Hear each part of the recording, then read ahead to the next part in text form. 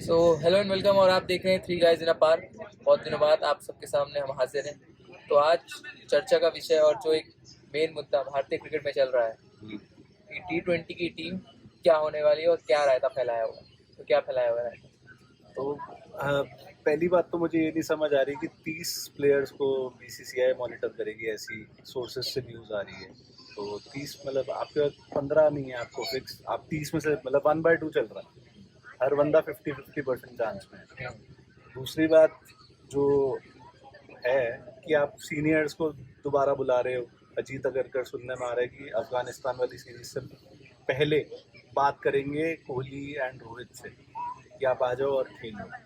तो हम क्रिकेट कहाँ जा रहा है, आगे जा रहा है कि पीछे जा रहा है इंडिया मेरे का? हिसाब से अगर ऐसे ही चले तो शायद 2024 में आप ग्रुप स्टेज से ही बाहर हो सकते हो। तो आप मेरे को कोई मतलब हैरानी नहीं होगी। अब मुझे ये बताना भाई कि आपने खिला लिए यंगस्टर्स, रिंकू सिंह को भी चांस दे दिया, ऋतुराज वगैरह, यशस्वी जायसवाल।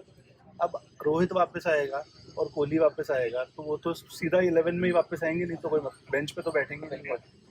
तो हम सारी मैचेस उनको खिला रहे हैं, बायलैटरल वाले जो मायने नहीं रखता, जो मीनिंगलेस सीरीज जो है। अब बड़े स्टेज पे हम कह रहे हैं भाई तुम पे भरोसा नहीं है, चल और आ जाओ कोहली और रोहित, तुम आओ। तो क्या है? रोहित के आने के बाद यशस्वी या गेल खेलेगा अगर मैं T20 की एक टीम बनाऊं। हाँ, T20 की 3 बात पे कोहली, 4 पे स्काई, हाँ, 5 पे कीपर भी चाहिए आपको एक। कीपर चाहिए। और एक जो उड़ती उड़ती खबर आ रही है कि हो सकता है आईपीएल में आपको केएल राहुल एक मिडिल ऑर्डर में दिख सकते हैं, क्योंकि कोच ने कहा हुआ है कि आप शायद ट्राई करो। और हम देख रहे हैं आपको एक कि कीपर अगर आपने ठीक परफॉर्म कर दिया तो पांच आप नंबर अंदर हो। और रिंकू सिंह को बोल देंगे रिंकू सिंह भैया भाई, थैंक यू बाय। जितेश जी भाई, आप पुराने मतलब जो आपने ओडीआई वर्ल्ड कप में टीम खिलाई वही मोर और लेस आप T20 में खिलाई। और 6 नंबर पे आएंगे हार्दिक पांड्या, बिल्कुल अगर फिट है तो। 7 पे जडेजा, 8 पे कुलदीप स्लैश चाहल है,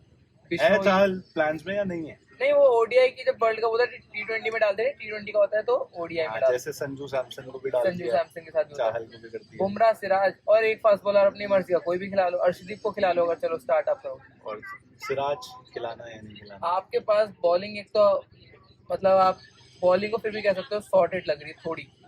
तो बैटिंग है, आपने सारे यंगस्टर्स को एक तरह से भगा दिया और आप दोबारा 2023 जैसा वर्ल्ड कप हारने की तैयारी। 2022 में भी हम सीनियर्स के साथ ही आ रहे हैं, 21 में भी सीनियर्स के साथ ही आ रहे हैं, 19 में भी सीनियर्स के साथ ही आ रहे हैं, मोर और लेस।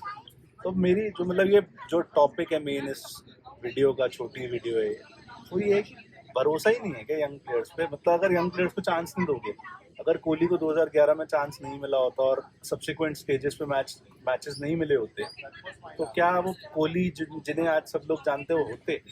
मेरे हिसाब से आप डरते हो कि बड़े प्लेयर, असल बात इंडिया में जो होता है वो होता है भक्ति भाव। बाहर के देशों में ऐसा नहीं होता, कड़े कॉल्स लेने पड़ते हैं।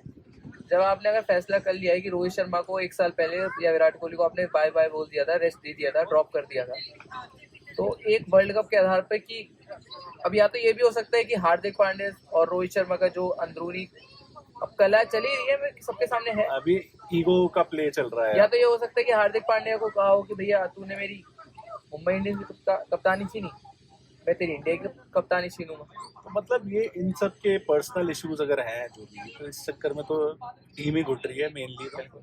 और मतलब आप बिल्कुल तैयारी कर रहे हो फेलियर की। आपको मेरे को जो लग रहा है कि आपको स्केपगोट चाहिए।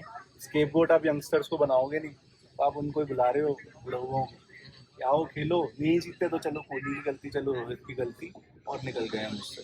हम ये स्टेडियम इतने बढ़िया बना रहे हैं जहाँ चेयर्स टूट रही हैं, और टिकट आईपीएल 2000 रुपए की। आईपीएल हम बड़ा, हर साल बड़ा स्टेज हो रहा है उसका, राइट्स उसके इतने महंगे जा रहे हैं, लेकिन हमारा क्रिकेट कहाँ जा रहा है? कहीं भी नहीं। नेशनल क्रिकेट कहीं नहीं जा रहा ना। आईपीएल के आने के बाद से आज तक कौन सा T20 जीते? नहीं जीते।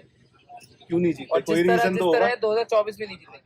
2024 तो बिल्कुल नहीं दिख रहा। मतलब कोई ऐसा लग रहा है कि टीम में ईगो प्ले है बहुत ज्यादा।